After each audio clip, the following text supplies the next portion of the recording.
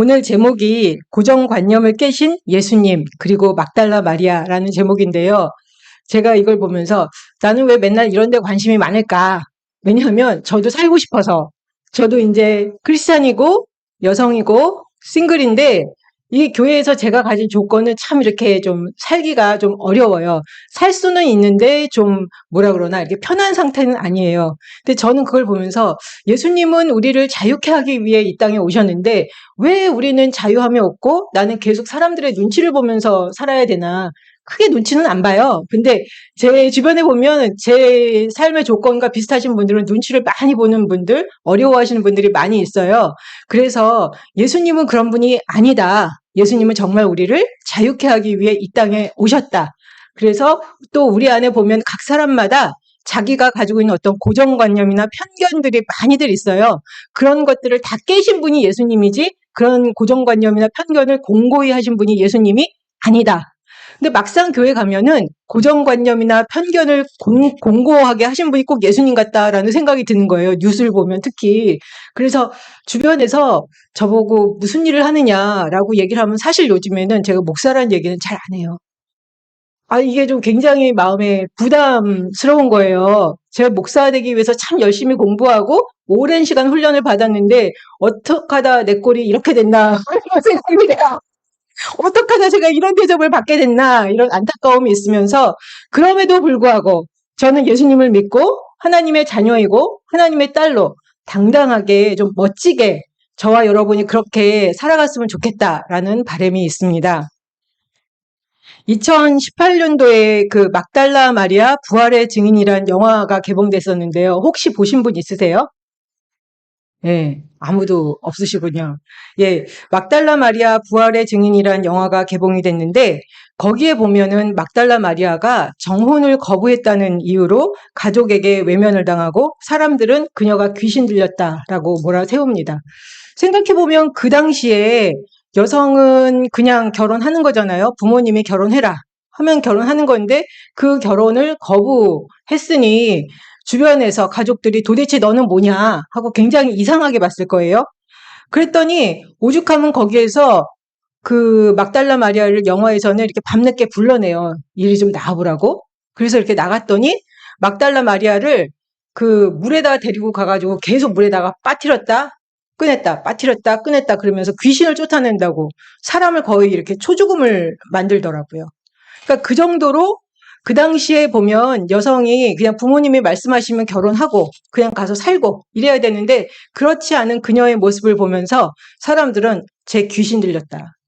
7귀신 들렸다 이렇게 말하는 건 뭘까요? 아주 심하다. 증세가 심하다라고 이제 이야기를 하는 거겠죠? 그래서 제가 보기에 7귀신 들렸다는 게 무엇일까? 뭐 이렇게 봤는데 저도 이것저것 뒤져봤는데 별로 잘 나오지 않아요. 근데 어떻게 보면 그 시대의 규범에 순응하지 않은 막달라 마리아의 모습을 보면서 막달라 마리아를 아마도 7귀신 들린 자다 이렇게 이야기를 했을지도 모르고 또한 막달라 마리아는 그것으로 인해서 삶에 아주 큰 고통을 당했던 것 같다라는 생각이 듭니다. 그렇게 이해받지 못하고 고통 가운데 시달리던 막달라 마리아가 예수님을 만납니다. 근데 예수님은 다른 사람이랑 달랐어요. 그냥 막달라 마리아를 봐주시고 막달라 마리아를 그녀 자체로 그냥 이렇게 봐주셨어요. 그리고 이해하시고 너 아무렇지도 않아. 이상한 사람 아니야. 아주 괜찮아. 근데 그것으로 말미암아 막달라 마리아는 그냥 삶이 회복이 됐어요. 그때까지는 아무도 막달라 마리아를 이해해주는 사람이 없었어요. 엄마도 주위에 뭐 언니도 아버지도 오빠도 아무도 이해를 못하는데 예수님은 그냥 너 정말 괜찮은 사람이야. 그리고 그냥 있는 그대로 봐주는 그 자체만으로 막달라 마리아의 자존감이 회복이 되고 삶이 회복이 됐습니다. 그때부터 막달라 마리아는 더 이상 다른 사람의 시선이나 억압에 눌림을 받지 않습니다. 그녀는 자기 자신의 모습을 찾았고 예수님의 제자가 되었습니다. 영화에서도 보니까 막달라 마리아가 여자고 싱글이잖아요. 근데 이제 다른 제자들은 다 남자잖아요. 그러니까 제자들이 다 얘기를 하는 거예요.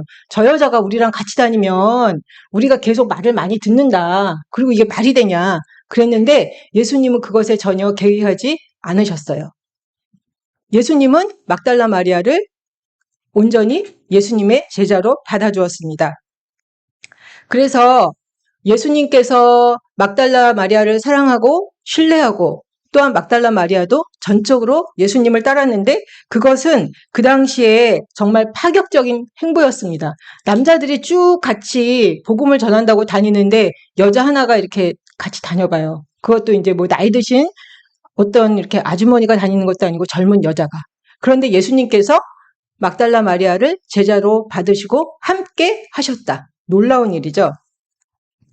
그러던 어느 날 예수께서 하나님을 모독했다라는 이유로 십자가에 못 박혀 죽으셨습니다. 그런 상황에서 예수님 곁에 머문다는 것은 정말로 위험한 일이에요. 그래서 남자 제자들이 다 도망갔어요.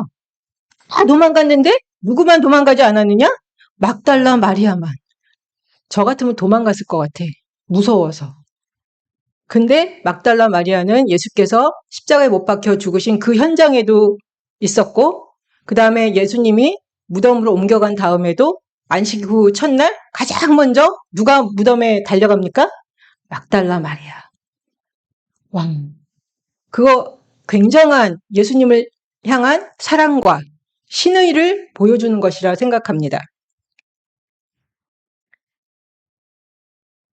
근데 그 마리아가 무덤에 가서 딱 예수님을 찾아봤더니 무덤에 예수님이 안 계신 거예요. 그래서 누가 주님을 데려갔느냐 하고 막 울고 막 속상해하고 막 이러는데 그 누가 여자여 어찌하여 우느냐 이렇게 묻는데 그게 바로 예수님께서 물어보셨어요. 그런데 마리아는 그게 동산직인 줄 알았어요. 너무 당황하고 슬프고 속상하니까 우리 주님 어디 가셨어요 하고 막 이렇게 묻는 거죠. 그런데 예수님이라고는 전혀 예상하지 못했어요. 왜냐하면 예수님이 이미 십자가에 못 박혀 죽으셨고 무덤에 오셨으니까. 그런데 마리아가 한 소리를 듣습니다. 마리아야. 근데 그 소리를 딱 듣는 순간 막달라 마리아가 라보니 하고 이렇게 묻습니다. 이거 누구다? 이거 예수님이다. 여러분 삶에서 그런 경험 없으십니까? 어떤 체험을 하거나 말씀을 읽거나 했는데 갑자기 이거는 주님이야. 이거는 뭐 빼도 박도 할 수 없이 이건 주께서 나한테 말씀하신 거다. 이런 때가 있으시잖아요. 근데 이 막달라 마리아 같은 경우에는 예수께서 부활하셔서 라보니 마리아야 하고 딱 불렀는데 저거는 주님이시다 라고 그냥 직감적으로 안 거죠. 우리의 삶 가운데 때로 바라기는 자주 이렇게 주님의 음성이 이게 주께서 정말 나한테 말씀하셨다. 이런 주님의 부름과 음성이 우리의 삶 가운데 있었으면 참 좋겠습니다. 예수께서 부활하신 다음에 누구한테 제일 먼저 나타나셨죠? 막달라 마리아. 여러분 같으면 어떻게 하셨겠어요? 여러분이 만약에 예수님이셨어요. 근데 부활했어요. 그럼 누구를 제일 먼저 찾아가실 것 같아요? 막달라 마리아. 고주성 목사님 왜요? 그죠? 네. 그게 보면 역시 이게 서로 마음이 오가는 것 같아요. 정말 내가 가장 힘들 때 나와 함께 하고 내가 정말 십자가에 못 박혀 달려있는 그 순간에도 나를 지켜보고 무덤에 갔음에도 불구하고 제일 먼저 나를 찾으러 오고 그 모습을 봤을 때 예수님은 정말 마음이 동했을 것 같아요. 정말 나를 사랑하는구나. 나를 신뢰하는구나. 주님께서 저와 여러분을 그러한 제자로 봐주셨으면 참 좋겠습니다. 그리고서는 그 예수께서 마리아에게 그 제자들에게 전할 메시지를 줍니다. 너는 내 형제들에게 가서 내가 내 아버지 곧 너희 아버지 내 하나님 곧 너희 하나님께로 올라간다. 이게 부활의 메시지예요. 마리아한테 준. 예전에는 제가 그냥 이 말씀 보면서 그냥 이렇게 말씀하셨나 보다 이렇게 생각했어요. 근데 어느 순간 이 말씀이 제게 아주 깊이 와닿았어요. 왜냐하면 내가 내 아버지, 그런데 내 아버지뿐만 아니라 그게 누구의 아버지다? 너의 아버지. 예. 예수님의 아버지가 누구의 아버지다? 나의 아버지다. 그리고 내 하나님, 곧 너희 하나님, 예수님의 하나님이 누구의 하나님이 되신다? 나의 하나님이 되신다. 이것보다 우리에게 더 큰 선물이 있을까 싶습니다. 예수님의 아버지가 나의 아버지가 되시고 예수님의 하나님이 나의 하나님이 되신다. 예. 그래서 예수님과 우리는 무슨 지간이다? 형제지간이다. 왜 웃으세요? 우리는 예수님 안에서 한 가족이다. 제가 처음에 교회 다니기 시작했을 때 형제님, 자매님 이렇게 부르는데 좀 사실 좀 불편하더라고요. 되게 어색했어요. 아이, 무슨 형제님, 자매님, 아이, 촌스럽게. 제가 20대 후반에 교회를 처음 갔는데 그게 되게 불편했어요. 우린 그렇게 뭐 자주 부르지는 않지만 우리가 주님 안에서 형제요, 자매된 자예요. 주님 안에서 한 가족이 되었습니다. 맞죠? 예. 그러니까 여기 계신 분들이 다 뭐다? 주님 안에서 우리는 한 가족이다. 그 당시 문화적 상황을 살펴본다면 여성은 증인으로 신뢰되지 않았습니다. 그런데 예수께서 막달라 마리아에게 제일 먼저 모습을 보이시고 예수님의 부활 메시지를 마리아를 통해서 전달하신 것은 그 당시에 여성에 대한 고정관념을 타파한 아주 혁신적인 일이었습니다. 예, 아주 혁신적인 일이었죠. 싱글이고 여잔데 예수님의 제자로 받아들이고 함께 다니시고 그 다음에 부활 후에도 그 당시에는 여성을 증인으로 삼지 않았는데 막달라 마리아에게 나타나시고 예수님의 부활의 증인으로 삼으셨다. 완전 그 시대의 파격적인 일이죠. 근데 예수님은 이런 분이세요. 전례에 이랬으니까 앞으로 이렇게 해야 된다. 그렇게 말씀하시는 분이 예수님이 아니라 우리의 고정관념을 뒤집어 엎으시고 사람들을 억압하고 힘들게 하는 그런 멍해들을 다 없애버리시는 분이 예수님이라는 거예요. 그래서 우리는 정말 신앙생활을 제대로 하고 있나? 나는 주님을 제대로 믿고 하나님의 자녀로 자유롭게 살고 있나? 우리 자신을 돌아볼 필요가 있습니다. 예수님은 전통적인 가족 개념을 넘어서 새로운 가족과 새로운 차원의 삶의 토대를 말씀하셨습니다. 부활, 많이 얘기를 하는데요. 부활은 친숙한 옛 관계들과 조건으로 돌아가는 것이 아닙니다. 하나님으로부터 그리고 하나님과 함께하는 전적으로 새로운 차원의 삶의 시작을 알리는 것입니다. 부활을 통해서 우리의 삶이 새롭게 바뀌었다는 걸 알려주는 거예요. 죽음으로부터 부활했다고 그러잖아요. 죽음과 부활은 삶의 방식이, 양식이 완전히 다른 거예요. 그죠? 이렇게 새로운 차원의 삶의 시작을 알리는 예수님의 부활 메시지랑 메신저로 택함받은 막달라 마리아는 아주 잘 어울리는 것 같아요. 제가 보기에. 마리아는 가부장제 사회에서 모델로 삼는 전형적인 제자상이 아닙니다. 마리아는 사람들이 일곱 귀신 들렸다 말했던 사람이고 여성이고 싱글이니 사람들이 말하는 제자 모습과는 많이 다릅니다. 제자에 대한 고정관념도 완전히 깨트리셨습니다.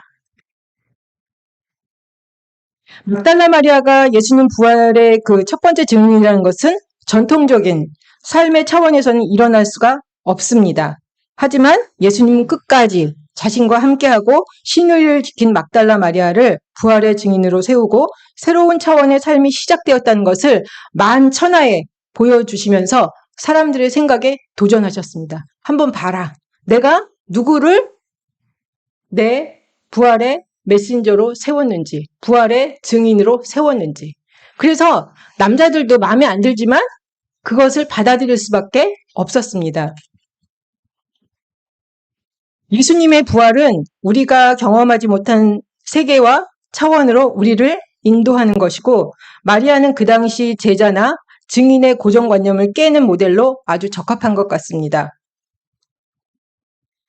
예수님은 공생애 때 이미 기존 가족이나 결혼에 대한 전통적인 생각에 도전하시면서 새로운 가족에 대해서 말씀하셨습니다. 마태복음 12장 46절에서 50절에 보면 예수께서 이 이야기를 듣습니다. 어머니와 동생들이 예수님께 와서 말씀하시려고 지금 바깥에 와 계십니다. 이렇게 얘기를 했어요. 그랬더니 예수님이 딱 뭐라고 하시냐면 누가 내 어머니며 내 동생들이냐. 이거 너무 깨는 소리 아니에요?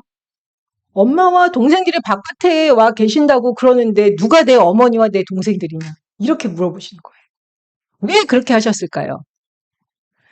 제가 보기에는 그 당시에도 지금도 여전히 그렇지만 결혼, 가족, 혈연 가족 이런 것이 굉장히 중요하잖아요.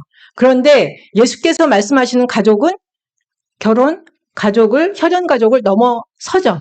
그래서 예수님께서 누가 내 어머니며 내 동생들이냐 하고 말씀하시고서는 제자들 가리키면서 여기에 뭐라고 그러십니까? 내 아버지의 뜻대로 하는 자가 내 형제요, 내 자매다. 예. 어떻게 하는 사람들이 예수님의 형제요, 자매다? 하나님의 뜻대로 하는 사람들이 나의 형제요, 자매다. 물론 혈연 가족, 자매, 형제, 부모님 다 가족입니다. 그렇지만 그뿐만 아니라 하나님의 뜻대로 하는 사람들이 나의 형제요, 자매요, 어머니다. 그래서 우리는 그리스도 안에서 한 가족이다. 전통적인 가족 개념에 따라서 결혼, 부모, 자녀로 구성된 핵가족만 중시하고 싱글이나 한부모 가정, 아이 없는 가정 등을 소외시키고 차별한다면 그것은 주께서 말씀하시는 가족 이해와 배치됩니다. 교회는 예수님을 믿는 믿음 안에서 한 가족이 된 공동체입니다. 예수께서는 마태복음 22장에서 부활의 삶에 비춰본 결혼에 대한 새로운 시각에 대해서 이야기하고 계십니다. 예수님을 궁지에 몰려고 부활이 없다고 믿는 사두개인들이 예수님께 와서 이렇게 말씀합니다.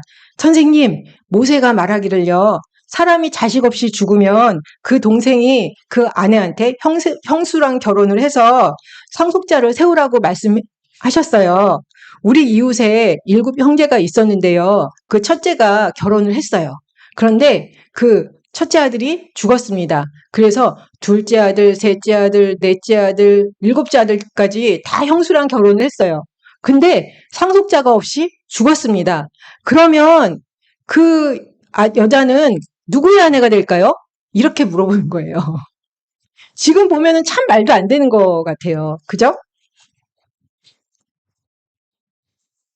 그런데 이 이야기를 통해서 우리가 볼 수 있는 것은 그 당시 사람들이 대를 잇기 위해서 자식과 결혼에 얼마나 집착했는지를 볼 수 있습니다.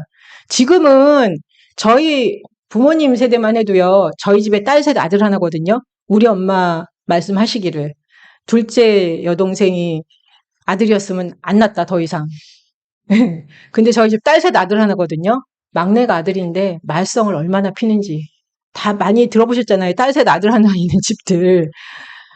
근데 요즘에는 딸 둘 있거나 딸 하나 있어도 아이 더 이상 낳지 않잖아요. 예전만큼 혈연이나 그런 가족에 그렇게 집착하지 않는 것 같아요. 근데 그 당시에는 사람들이 어떻게 생각했냐면 자식을 통해서 계속 자기 삶을 살아간다. 자기의 이름을 이어간다. 이렇게 생각을 했기 때문에 대를 잇는 것, 자녀를 낳는 것이 너무너무 중요했어요. 얼마 전에 제가 이제 어떤 할아버지를 일하는 데서 이렇게 뵀는데 그분이 그러는 거예요. 당신 아들이 거의 40살 됐는데 결혼을 안 하셨대요. 요즘에 그런 사람들 너무너무 많아요. 근데 사람이 말이야, 이 땅에 태어났으면은 자기, 자식을 낳고서, 이렇게 계속 대대손손 이어야지 말이야. 결혼을 안 하고 말이야. 이러면서 자기 아들 욕을 막 저한테 하시는 거예요. 그래서 제가 조용히 가만히 있었어요. 그게 보통 일반적인 그 어르신들의 사고방식이에요. 근데 그리스도인들은 자식을 통해서 우리의 삶을 계속 이어갑니까? 아니에요. 그죠?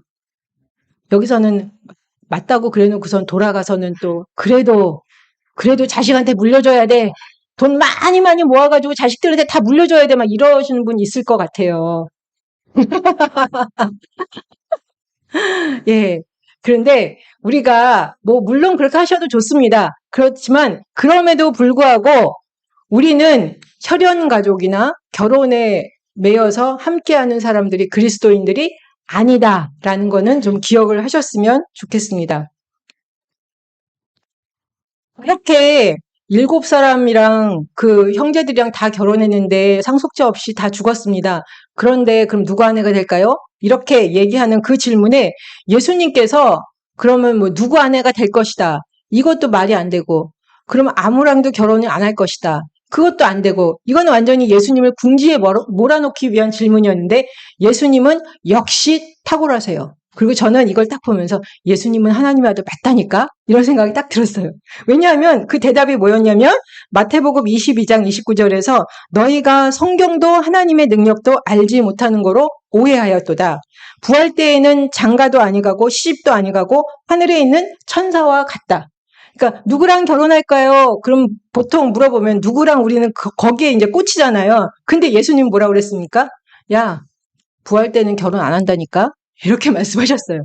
그러니까 사두개인들이 이렇게 나가 떨어진 거예요. 자기네들이 예수님을 궁지에 몰려고 했는데 다양한 대답을 통해서 도저히 궁지에 몰 수가 없게 되었습니다.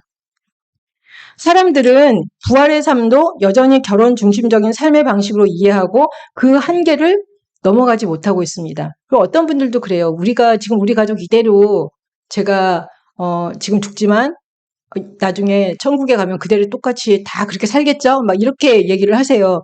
뭐 일면 맞을 수도 있지만 어떻게 보면 그 생각은 뭡니까? 이 세상 삶을 그대로 어떻게 해요? 천국으로 가져가겠다 하는 생각이에요. 근데 예수님은 그렇게 말씀하시지 않았어요. 예수께서는 완전히 새로운 이야기, 기존 결혼 중심의 사고를 해체하는 이야기를 하셨습니다.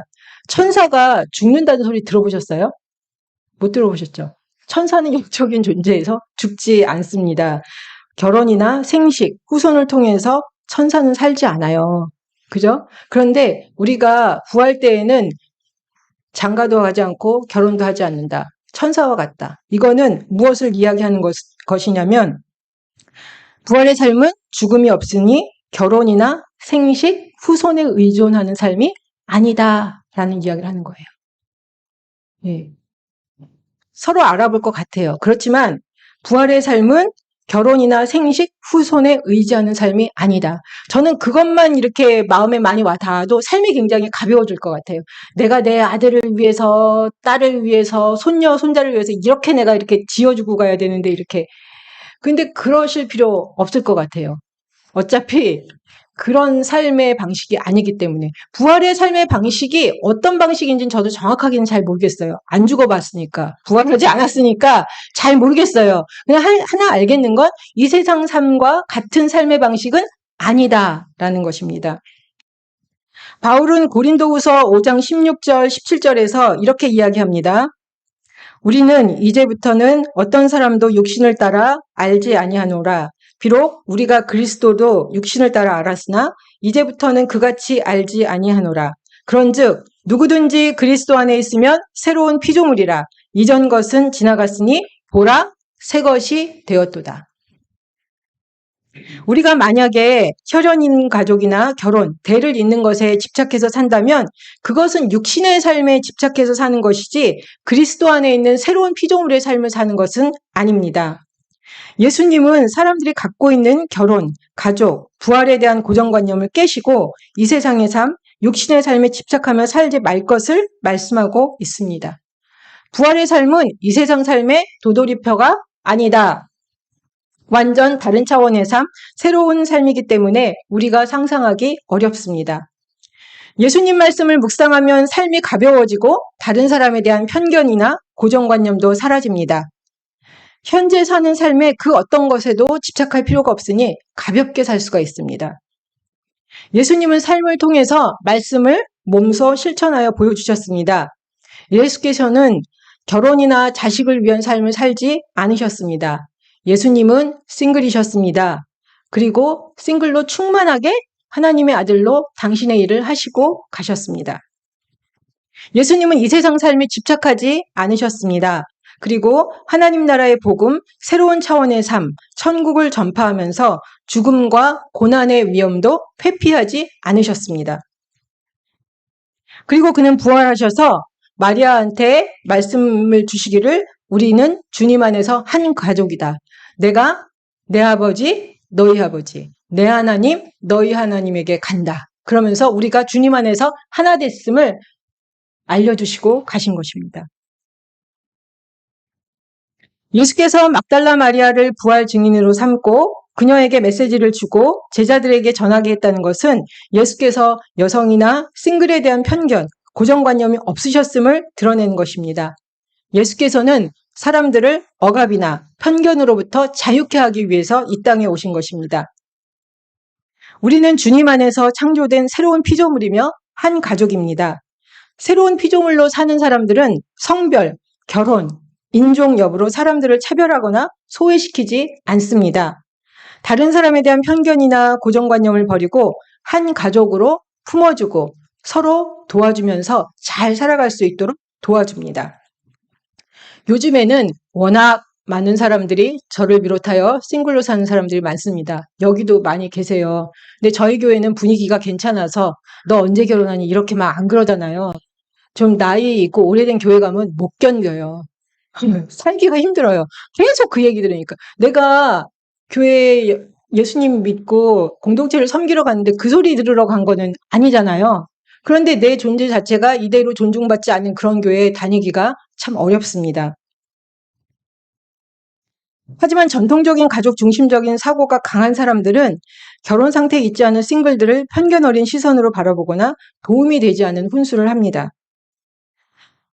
그런 분들은 다른 사람의 상황이나 형편은 관심이 없고 그저 결혼해야 안정적이다. 온전한 삶을 살 수 있다. 그러면 저는 네, 그리고 그냥 가만히 있어요. 네, 결혼해서 잘 사세요. 전 제가 알아서 할게요. 뭐 거기다 대고 뭐 기예요, 아니에요 이런 얘기해도 잘 먹히지가 않으니까 그냥 그렇게 듣고 맙니다. 교회가 싱글 친화적인 공동체가 되기 위해서는 교회 성도들과 리더의 인식이 변화되어야 합니다. 결혼 상태에 있지 않은 싱글이나 자녀가 없는 사람들을 대할 때 예의를 지켜서 이야기하고 교제하는 것이 필요합니다. 모든 것을 결혼과 자녀라는 렌즈를 통해서 보고 해석하는 사고방식의 변화가 필요합니다. 결혼하라고 스트레스 주는 거 덕담이 아닙니다. 근데 어르신들은 그게 덕담이라고 생각하세요. 덕담 아니거든요. 그러니까 좋은 사람 만나면 알아서 결혼할 테니까 그런 결혼에 관한 스트레스나 덕담은 주시지 말기 바랍니다. 저는 결혼하신 분들 존중하고요. 그분들한테 왜 결혼하셨어요? 이렇게 안 물어보거든요. 근데 결혼하신 분들은 결혼 안 하신 분들한테 왜 결혼 안 하셨어요? 왜 아이 안 낳으세요? 하나 낳으신 분한테 왜 하나만 낳으세요? 더 낳으셔야죠. 아휴, 교회 다니기 진짜 힘들어요. 제가 말씀드렸잖아요. 교회는 혈연 공동체, 교회 그 결혼 중심의 공동체가 아니라니까요. 예수님을 믿는 믿음 안에서 하나된 공동체라니까요. 우리가 주님 안에서 다 한 가족인데 왜 그렇게 각자의 그 사람들의 그 삶의 상황과 형편을 좀 이해해 주시고 존중해 주시면 좋겠습니다. 그 싱글들을 대할 때 진심으로 배우자 소개를 위해서 결혼 의사를 물어보는 것이 아니면 사생활에 대해서 자세히 묻지 말아라. 네. 뭐 해줄 수 있는 것도 없으면서 자꾸만 물어보냐고요. 제가 옛날에 아주 정말 33살 때 한참이잖아요. 요즘 얼마나 한참이겠어요? 저 때는 한참은 아니었어요. 그래도 괜찮았거든요. 근데 저 아는 분이 저한테 정말 미안한데 자기 남편이 저한테 꼭 가서 물어보라고 그랬대요. 그래서 뭘? 그랬더니 결혼했다 이혼을 했고 애가 셋인데 남자 정말 괜찮은데 나보고 한번 만나보지 않겠냐고. 제가 연애 상대로 그런 상대를 만났다. 괜찮아요. 연애하다가 만나는 거는 어떻게 해도 제가 감수하고 만나는 거니까. 근데 제가 소개를 받는데 왜 그런 소개를 받아야 합니까? 아니잖아요. 그래서 저는 그런 얘기, 그때는 제가 잘 아는 친한 언니였기 때문에 아무 얘기 안 했지만, 많은 싱글들이 그런 경험들을 하는 경우들이 많아요. 제가 요즘에도 그렇다는 소리를 듣고 참 너무한다라는 생각이 들더라고요. 그러니까 정말 예의 없이 함부로 그렇게 이야기하지 말아라. 그리고 당사자의 취향이나 의사를 물어보지도 않고 아무나 막 소개하려는 분들 있잖아요. 그러지 마시라고. 그리고 예, 맞아요. 저 주변에 여전히 그런 소리 많이 들어요. 한 20살 많은데 내가 결혼하지 않았다는 그 이유 하나만으로 막 갖다 이렇게 막 이렇게 뭐죠 줄긋기 하고 교회 권사님들, 장로님들, 예, 그거 정말 무례한 일이거든요. 근데 막 그러신 분들이 계세요. 그런 걸 당할 때마다 싱글들은 정말 너무 자존심이 상하고 내가 왜 저의 이야기를 들어야 되지? 내가 왜 저 소리를 들어야 되지? 그래서 저는 처음부터 딱 그래요. 저는 눈이 높습니다. 예. 제가 이때까지 안 한 거는 아무나랑 결혼하려고 안 한 게 아니에요. 저는 눈이 높으니까 데려오시려면 아주 괜찮은 사람 제대로 데려오세요. 이렇게 얘기를 해요. 그러면 조용해져요. 데려올 사람이 없거든. 그러니까 알아서 한다고. 알아서 할 테니까. 제발 좀 그냥 제가 결혼하시고 잘 사시는 분들 존중해 주는 것처럼 상대방도 좀 존중을 해줬으면 좋겠다. 예, 여러분들한테 말씀드립니다. 그리고 불쌍한 시선으로 보지 마세요. 하나도 안 불쌍해. 저는 때로는 결혼하셔서 막 힘드신 분들 보면 너무 안 됐다. 어떡하지? 힘들겠다. 이렇게 보이는데 그분들은 뭐 제가 결혼하지 않았던 그 이유 하나만으로 불쌍하게 보는 경우가 있는데 하나도 안 불쌍하다니까요. 예. 그래서 그냥 있는 그대로 봐주시고 각 사람이 자기 삶을 잘 살 수 있도록 격려하고 도와주시면 좋겠습니다. 결혼한 사람들과 싱글들이 교회 공동체에 기여하는 부분이 각기 다릅니다. 결혼한 사람은 가족 안의 친밀한 사랑과 배타적인 사랑을 보여줄 수 있습니다. 반면에 싱글은 가족이란 울타리와 한계를 넘어서 하나님의 조건 없는 사랑, 한계 없는 사랑을 보여줄 수 있습니다. 스탠리 그란츠는 섹슈얼 에틱스라는 책에서 결혼은 계약을 통한 배타적인 사랑과 충성을 기초로 친밀한 교제의 공동체를 세우겠다는 신적인 의지를 표현한다. 반면 싱글 생활은 공동체라는 관계성을 통해서 모든 인류를 아우르기 원하는 신적인 사랑에 내포된 널리 퍼져가는 성질을 표현한다. 싱글들은 그러니까 가족을 넘어서 모든 사람을 보편적으로 사랑할 수 있고 사실 보면은 이렇게 뭐 싱글 선교사들이나 뭐 수녀님들, 신부님들 이런 분들 보면은 자기의 가족을 넘어서 많은 사람들을 섬기잖아요. 그래서 그 혈연 가족이 있으면 사실은 자기 가족이 먼저 신경 쓰이는 게 맞아요. 그런데 가족이 없는 사람들은 그것을 넘어서 주님의 사랑을 전적으로 펼칠 수 있다. 예수께서 결혼하시지 않았어요. 그래서 온 인류를 구원하시기 위해 이 땅에 오셨고 가족에 매이지 않았습니다. 바울도 그랬고 막달라 마리아도 그랬어요. 그래서 각자가 이 땅에서 보여주는 그 사랑의 양태가 다르다. 그리고 풍성하다. 그래서 우리가 그거를 존중하면 각 사람들이 현재 삶을 잘 살 수 있도록 존중하고 좀 함께 격려해 주셨으면 좋겠습니다. 하나님은 결혼 여부와 상관없이 내 모습 이대로 나를 사랑하십니다. 그리스도인들은 예수님을 믿는 믿음 안에서 형제 자매가 되고 한 가족이 되었습니다. 혈연이나 결혼에 의존해서 사는 사람이 아닙니다. 주님을 믿는 믿음 안에서 서로가 서로에게 가족이 되어주고 싱글을 차별하거나 소외시키지 않고 힘이 되어주시기 바랍니다. 함께 기도하겠습니다. 살아계신 하나님, 우리가 편견 없이 존중하고 배려하며 주님 안에서 서로 섬기고 사랑하게 하여 주옵소서. 감사드리며 예수님의 이름으로 기도드립니다.